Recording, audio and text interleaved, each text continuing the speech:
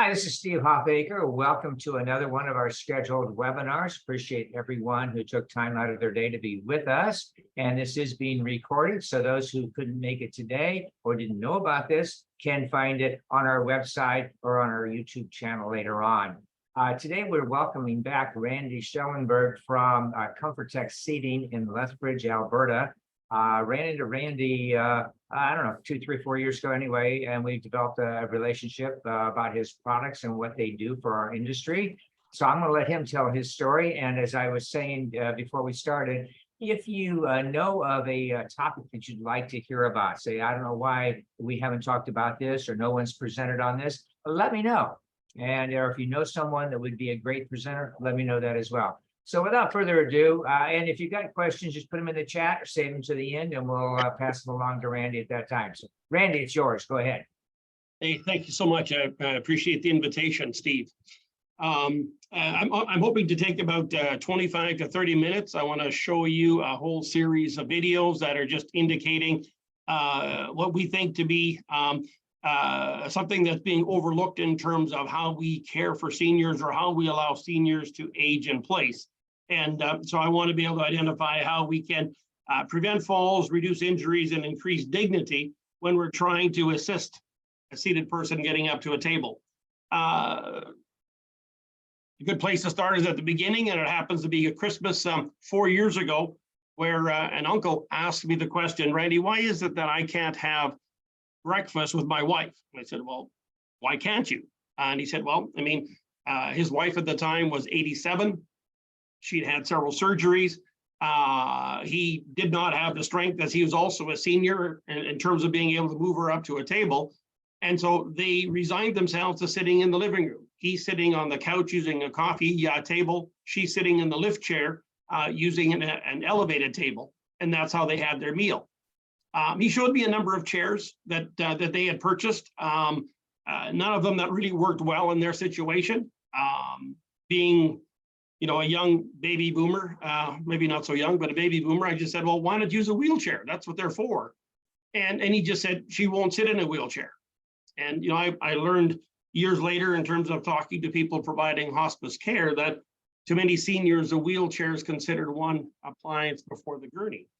And so they were left with this conundrum that said, we want to stay in our place, but we want to enjoy each other's company.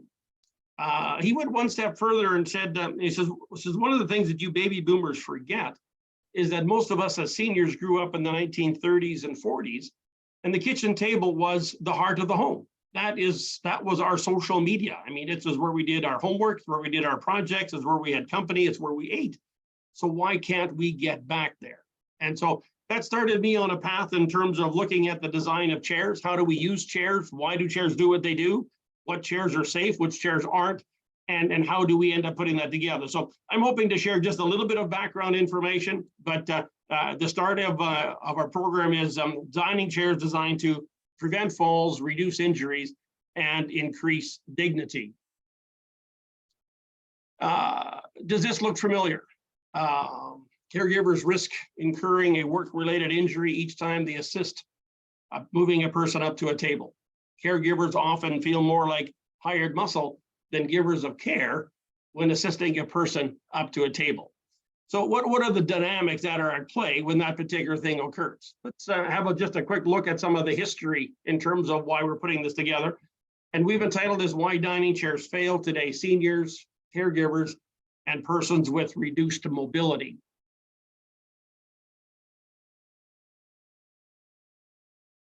Simply stated, dining chairs are outdated and fail seniors because they do not reduce the physical demands of the caregiver, because chairs were never designed to move. As a result, family, caregivers, the person standing behind the chair experiences fatigue and the risk of personal injury each time they provide mealtime assistance. Therefore, we ask the question, dining chairs designed for seniors and caregivers should include features that enable chairs to swivel, roll, and brake for safety, thus eliminating the need for the caregiver to exert the physical effort of pushing, pulling, shoving, or twisting every time they're offering mealtime assistance. Consider the following, and Again, Steve will be able to give you this this link. It's comforttechseating.com/caps. I won't highlight all of them, but you may see some statements in here that you want to look at further. Traditional chairs were not designed to move. And this is probably the biggest one, in that traditional chairs rely on friction between the leg of the chair and the floor to remain upright. Thus, any force applied to the chair, the seated person damages the chair's structural integrity. We had a brief discussion of this earlier before we started, and that is cushion flooring further increases the resistance. Cushion flooring assists in preventing serious head injuries and concussions should a person fall, but it also creates problem now for the caregiver, because if it's my expectation to move somebody up to a table, now every leg of the chair is sitting in its own crater. That makes it even more difficult in terms of being able to put it together. Seniors with limited mobility require help in getting up to a table, and all of that involves some physical activity, and it's typically something that has to be provided by the person who stands behind the chair. So when we looked at it, today our chair is designed to swivel, roll, and brake for safety, prevent injuries, eliminate the need to push, pull, shove, and twist, reduce the stress and anxiety for both the seated person, and thus create a more enjoyable mealtime routine. I won't play this video, but it's this one daughter story that impacted her. And that is, she invited her dad home for Christmas.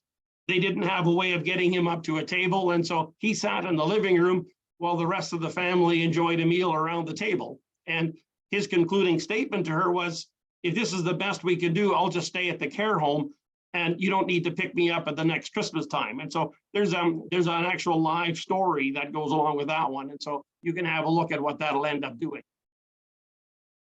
This ultimately became our design criteria. How does a person living with reduced mobility get moved up to and away from the table?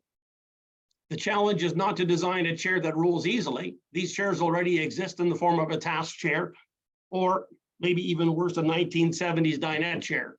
Chances are most of us have been on one of those chairs and pushed away backwards and have fallen or banged your head on the wall or the floor. These chairs are considered unsafe as they move unexpectedly and prematurely. So our design challenge was to incorporate mobility into a chair that balances the need to move a seated person up to the table with ease and grace, to reduce the physical demands placed upon the caregivers, to provide the seated person with an increased sense of dignity and self-worth, and to do so without compromising safety for the seated person or the caregiver. The key emphasis in that statement there is balance. You may look at all of this and just say, Randy, you didn't get the balance right. You weighted it too much on behalf of the patient, too much on behalf of the caregiver. I get that. But this is what our attempt was to do, was to balance those particular issues. All of us are sitting in a chair. My guess is that all of our chairs have wheels on them. We're probably very mobile. And so when we sit at a chair, we will pull the chair out. We will position ourselves between the chair and the table. We will get seated.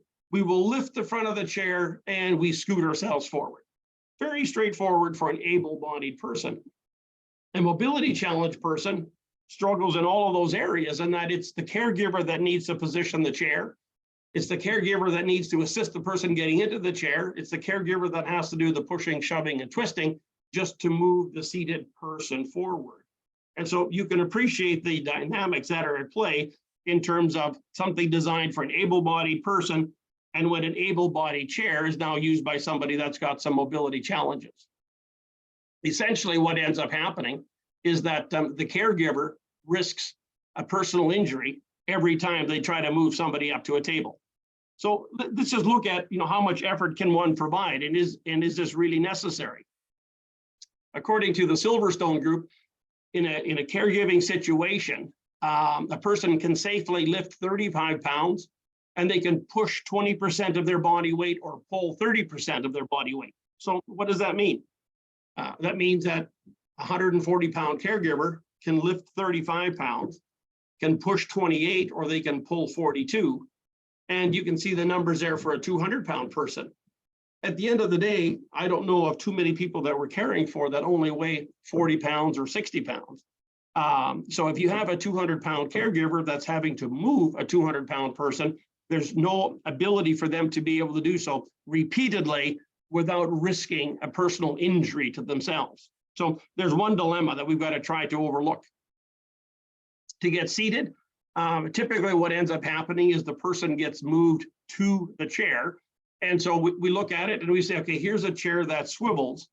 And you can see that the risk of falling is significantly less because we can guide the person into the table, into the chair, because we've eliminated table interference. And we'll walk through exactly what that all amounts to.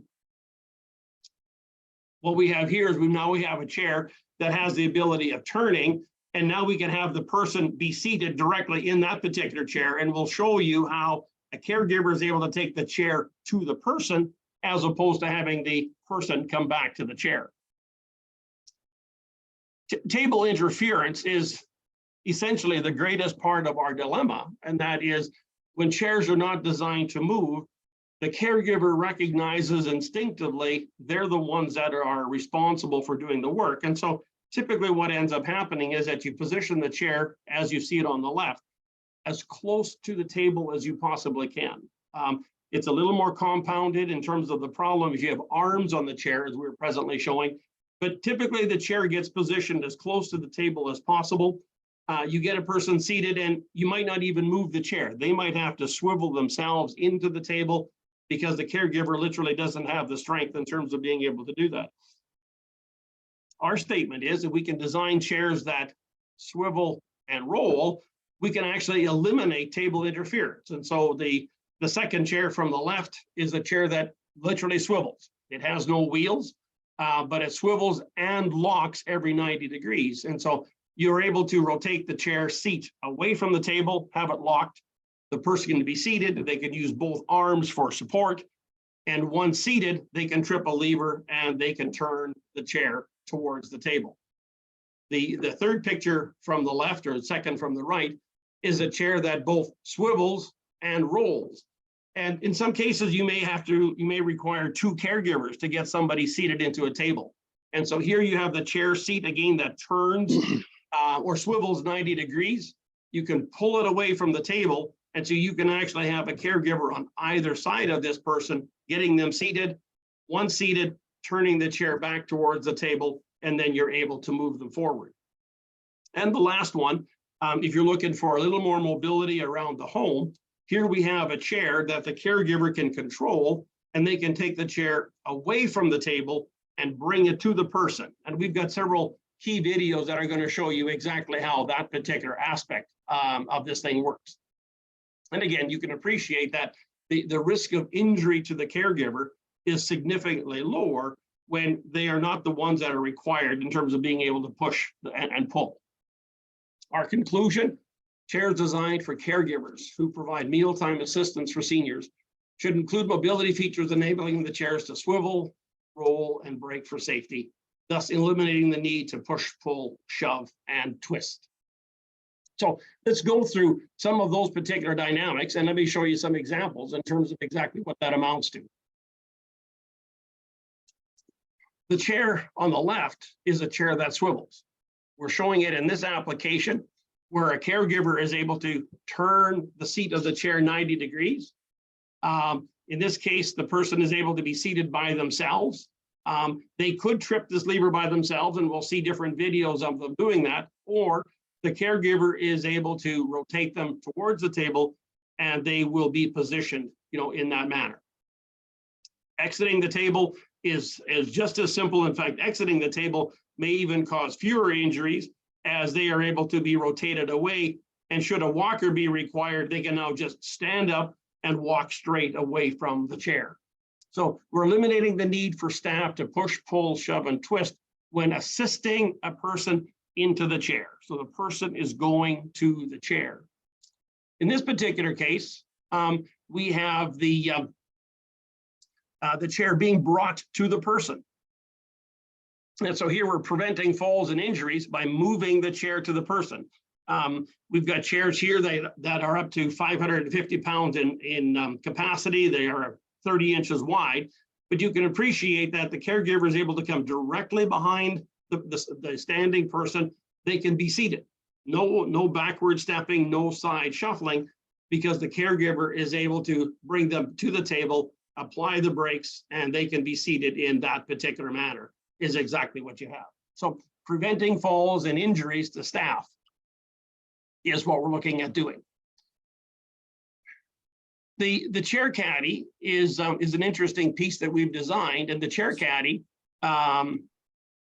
is something that can be attached to existing chairs, and it allows the chair to be moved to the person. So what you'll see in this video, it's a little longer, it's 1 minute and 22 seconds, is step one is getting the person seated safely, then moving the seated person up to the table, and then moving the seated person away from the table. Again, many seniors, have their own furniture. The chairs that we manufacture are not chairs that people are maybe looking for. They want to be able to just attach it to their existing chair. And so the chair caddy literally is able to retrofit to any 4-legged chair. It doesn't fit on a sled-based chair, but it'll work onto a 4-legged chair. The person can be seated. Everybody is relatively comfortable with the process of being seated. What you just don't want to do is to step backwards. And so you can see that they are able to then, with relative ease, position the person up at the table, secure the rear wheels, etc., in terms of braking. And then again, moving the person away from the table enables the brakes just to be released. You could turn the person 90 degrees, or you could literally bring them directly to their walker. Once the wheels are locked, the person is able to stand, secure themselves on their walker, and walk straight away. So the need to do any of the shuffling is required is not there. So often when we talk about design, everybody looks at the bedroom, the bathroom, the kitchen, and the living room. But what ends up happening is that few people talk about the table. And so that's where this information comes from, et cetera, in terms of saying, what is there that we can do that actually makes mealtime more enjoyable from the eating position perspective. Here's a document, and again, I won't spend a lot of time on here because you can go through this at your leisure. This is the brochure on the chair caddy. It identifies how the chair attaches. You've got some of the specifications that are required in terms of exactly what it does. And then we talk in the next piece about the actual operations, and that it is a aftermarket piece. And then we talk about, in terms of preventing injury or preventing falls, is that you assist the person into the chair, you assist the seated person up to the table, and then you assist the seated person away from the table. And so you've got all the details there, et cetera, in terms of being able to read more information on it. Excuse me, Randy, there was a question about these wheels working on soft carpet. What we have on here is that these are 4-inch diameter wheels. They work extremely well on lino and on tile. They work extremely well on glued down carpet. Where you run yourself into a problem is when you have underlay. Underlay where carpet is not secure. You can move the chair forwards and backwards, but you're always going to find more resistance in terms of being able to put that together. Okay, thank you. Two diagnoses. This sort of goes away a little bit from seniors living at home or aging in place, and that is that Parkinson's and Alzheimer's seem to be two significant diagnoses where caregivers are really concerned about, number one, safety, that their loved one will not fall, and also the fact of trying to make sure that they can treat their loved one with dignity and respect. And so there's another attachment there that you can have a look at where we actually talk about why Parkinson's, people really enjoy this particular chair. And for them, it's a matter of security, because a person living with Parkinson's still is mentally there. They can be told, do not sit. They can be told, do not come into the kitchen, unless I'm there, etc. But they still think they've got the ability of doing so. And so they risk falling by using conventional chairs. Chairs that have these braking capacities are things that people are looking at. So again, you can have a look at more of those details. Here we have a chair that swivels and rolls. You can see exactly the problem that is there, but you can also see when the chair swivels and locks, the ease with which the caregiver is able to move the person up to a table. This particular video shows one of our older models. We still have that design available, but it's the chair caddy that is the more prominent product that we presently have. I'll stop the video here close to the end. This picture is probably one of the key images that I want to make sure that people are aware of, and that is that caregivers presently have to use an awful lot of effort in terms of moving somebody up to a table. Teepa Snow is a lady who offers an awful lot of training and instruction in the area of Alzheimer's care. And she talks a lot about getting your eyes down to the level of the patient. If you want to treat them with dignity and respect, get down to their level. And when chairs are able to roll and swivel and move with ease, the caregiver actually has the ability of being able to focus as much on that person as they do on the physical effort that they have to apply. And so we think that's one of the significant advantages of what caregivers would be experiencing. Again, we've already had a quick look at this particular one. So again, this is a chair that swivels and the seat locks every 90 degrees. And so again, you can see that it's positioned by the table. If you're of the persuasion that says wheels are just dangerous, here's a chair that is able to provide that assistance that you're looking for without the need to have wheels added onto your chair. This one is a twist on the one that swivels, in that we've added a caddy to the bottom of it, but the caddy only rolls forwards and backwards. And so you can appreciate that the person is coming in with their walker. They're being assisted into the chair, just like a swivel chair, the video above. The person is going to unlock the swivel. It can also be done by the seated person if they have the ability, presenting them to the table. But now the caddy allows the person to roll that person closer to the table. And so spilling is always an issue that you're concerned with if you're positioned too far away from the table. This is something that actually allows you to move directly up to the table. I'll let that one play for a second time just so you can see and appreciate exactly what it's doing and having the person being seated. And then the amount of effort that's required on behalf of the caregiver to literally position the person properly at the table. Excuse me, Randy, can you take a couple of questions? Please. Okay, we want to know, can the person also access the brakes on the back of the caddy? No. We did have a system at one point in time where we tried to put the brakes on the front, but if you have the ability of being to access the brakes, you really still have the ability of being able to scoot forward. And so the designs that we have here in terms of putting that balance together are looking at it from the perspective of the caregiver. We do have, and the very next picture will show it to you, where we do have a side control for people that are living independently. So we'll play that video, and that may answer some of the questions in a slightly different manner. Okay, and then there was in the, as far as adjusting the caddy for different size chairs or up and down. The caddy that we have, the caddy is adjustable. The one that I showed you earlier that attaches onto wooden chairs can always be adjusted.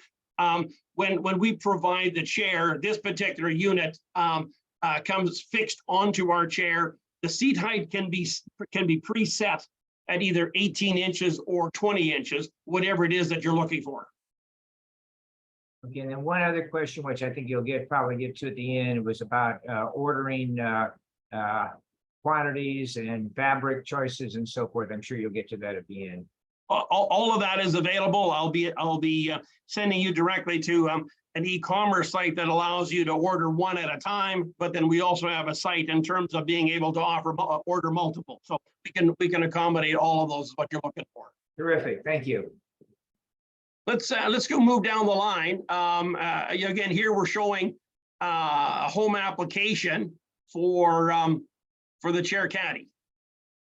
And so here you would have yourself a home situation where a spouse is able to move, her husband up to a table, and the ease with which that is doing. I mean, because again, in many cases, even if home care is coming in, that person isn't always there. Here you have the ability of being able to move them up to a table, and you can appreciate the limited amount of work that is required.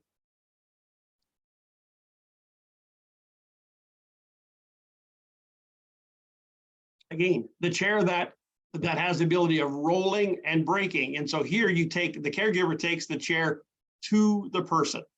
Once the chair touches the back of their leg, they can be seated using the arms for support, because the caregiver realizes that the aspect of moving them up to a table doesn't require any difficulty or any additional effort on their behalf. And so let's do it as easily as possible as we can for the caregiver.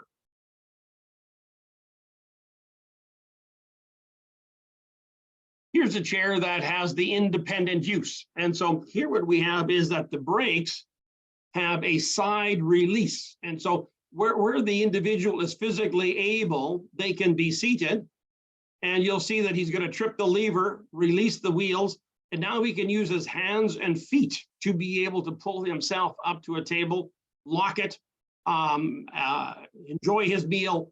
And again, in terms of leaving, it's a matter of releasing the wheels, pushing back on the chair, locking it again, and then in this particular case, accessing, his cane and the arm of the chair in terms of being able to put it together. So to the question, can the caregiver access the rear brakes? No, but there is a chair that allows individuals to be able to access it themselves. We call this the T2 chair with the CC2 caddy, and that's the independent use.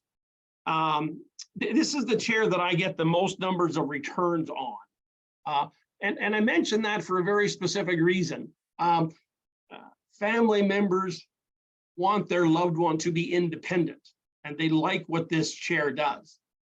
But what they find out more often than not is that dad's not capable of doing it. We thought dad was able to do it. We wanted him to be able to do it, but he doesn't have the strength or the coordination. And so a lot of families, unbeknownst to themselves, are using this chair as a litmus test that says, mom and dad need more care. Maybe we have to have home care come in. Maybe we have to have a caregiver come in and assist them. Maybe they need to move in with us. But it seems to be one of those things that's just opening up the door in terms of saying, they have moved, they are less able to move than what we had thought. So those end up being the features of the chairs that we have. Chairs are one aspect of eating, and the other aspect of eating is I'm sitting in a chair, I'm a shorter person. What do we end up doing for a table?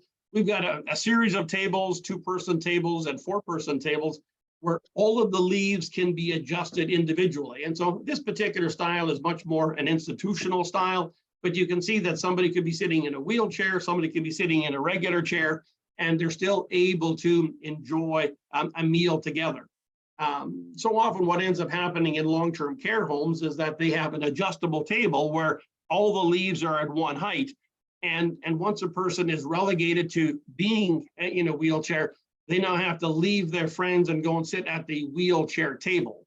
I don't make friends that easily myself, but I can certainly appreciate that after years of being in a care home with a select number of friends, just being forced to move to another table because of my immobility certainly does create some of that difficulty that people are looking at.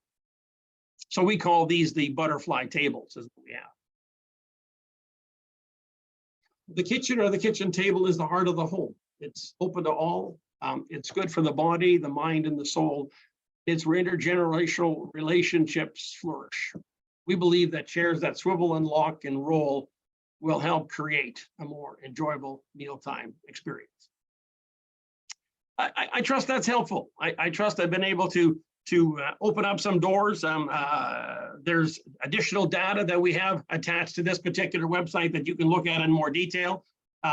We've got several promotion programs that if you want to use this as a way of forwarding it to your clients, you can certainly do that. This link can be forwarded in that direction. If you're wanting individuals to make a purchase on themselves, I'll send you the link to Seating Seniors, which is our e-commerce website. The Meet Paula button that I have up top here is just a whole series of testimonials. We have a parent with limited mobility limitations. You can see we've got a significant number of spouses with Parkinson's, Alzheimer's, etc. And so all of the testimonials are recorded here, et cetera, in terms of what family members were going through. And so that's certainly something that you can have a look at in terms of being able to review it as well. So that's the essence of the presentation. I trust you understand the significance of how the dining room or the kitchen table plays into being a certified aging in place specialist. How can we assist individuals in preventing falls to the resident, reducing injuries to the caregiver, and then increasing the sense of dignity and self-worth for all the individuals. Steve, I turn it back to you for questions, etc. More questions for you, and then we'll open up the floor for anything else. Somebody was asking about insurance coverage, Medicare, VA, if you need a letter of medical necessity for something like this. We've registered our particular product at this point in time. The general consensus of all of the insurance organizations is that this is just another version of a wheelchair.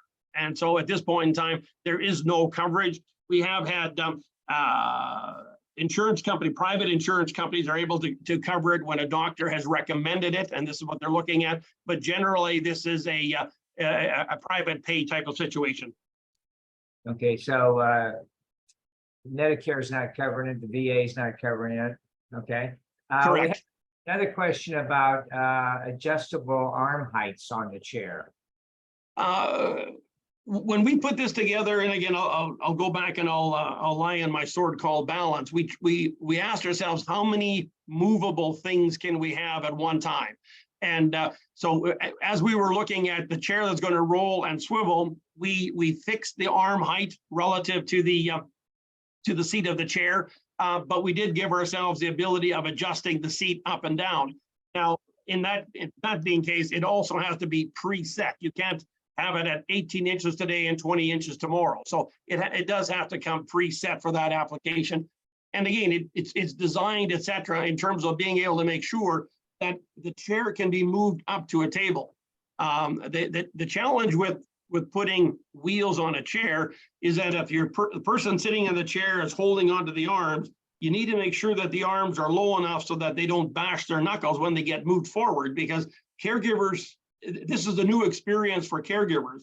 The ability of moving somebody forward is that much easier, that there actually could be some damage should the arms be too high. Okay. Other questions for Randy, please.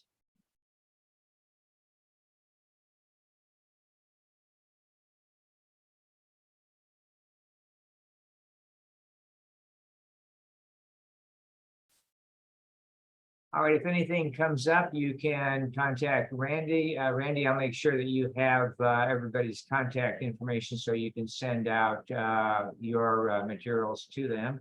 Oh, somebody asked about the cost in general. I know you have, quantity discounts and professional discounts and different things, but in general, the range. The chairs go anywhere from $450 up to $1,500.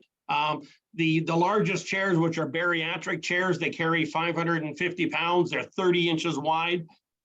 They ship fully assembled from the factory. There's a significant freight bill that goes on there, but that would be the range of products that you have. The chair caddy itself is under the $300 mark. It's in the $275 range. And I understand you do ship it with a chair attached, or is that an option? I'm sorry, Steve? You ship the caddy with a chair attached to it or not? If you order the chair caddy, we will size the chair caddy and send it to your customer, and they will attach it to the bottom of their chair. If you order any of these metal chairs, then the caddy comes completely mounted, and it comes as one particular unit in terms of what you're looking for. Okay. Any kind of this device here is the attachable one. So the chair caddy is that retrofit piece that will attach to the bottom of any chair. So if anyone needed training in how to use the device, your videos would suffice. Well, we also have a whole additional series of videos. I mean, the link that I'm using here today, Steve, is comforttech.com/CAPS, CAPS. This is available for anybody. Please feel free to forward this to your clients if you want to. If you're looking for an e-commerce site, I can include that in here as well. But I mean, the intent of this series was to be able to say, let's get exposure, let's show people exactly what this will do. And that's why we've given some of that background information in terms of saying, these are the things that make a current chair deficient when it comes to accommodating a senior. And they will, the wider chairs, the bariatric chairs, will those go through a 32-inch wide doorway? The widest chair will not. We're actually in the process right now of redesigning the bariatric chairs and putting that limitation on there. You know, I mean, if you're 550 pounds, you need the full 30 inches, plus you need to have the arms outside of that. Well, immediately you can see that you've got yourself a problem when going through a doorway. So our newest design is actually going to be 29 inches wide, outside to outside, but we're going to increase the depth of the seat so that we can still accommodate a large person, because there is that need to go through a standard doorway. Okay, great answer. Other questions, please? All right, number of really good comments. Thank you for your presentation, very insightful. I'm sure you will get some comments from some of our professionals over time. Anything else before we wrap this up today? I just appreciate the desire that people have to make a senior's life more enjoyable. And you know, I mean, when we talk to individuals that are coming and buying our chairs, if we read between the lines, what they're really saying is, can you help my loved one go back to the way they were? And we all know that that's not a possibility. And so when they're trying to select a chair that they've never seen before, or the concept that they've never seen before, they can determine today how mobility limited their loved one is. But what they have difficulty doing is, well, how much worse is it going to get? And, you know, I say this tongue in cheek, and I really emphasize the tongue in cheek. You know, we're all on this journey to the gurney. And it's just a matter of where are we in that process. And our encouragement to individuals is just to look at it and say, hey, you know where they were, you know where they are today. Just try to envision that this is never going to improve. This is only going to get more challenging, et cetera. And so what our hope is that we've been able to provide something that's going to still allow families to get together, because individuals can all come up to the same dining table. One other question, the fabric that's used, is that treated for moisture and fluids? Yes, it is. Yeah, and we maintain all of these chairs in stock in 9 different color combinations. Some of them are two-tone, some have vinyls on them, et cetera. But we also have the ability of doing any customization. So all of these chairs are fully assembled. I manufacture some of the steel components overseas, but all the chairs are fully assembled and upholstered in Victoria, Virginia. Okay. All right. No other business for today. We want to thank Randy again for his presentation. Thank all of you for giving up some of your time this morning. And with that, we are adjourned. Thank you. Thank you so much. Been my pleasure.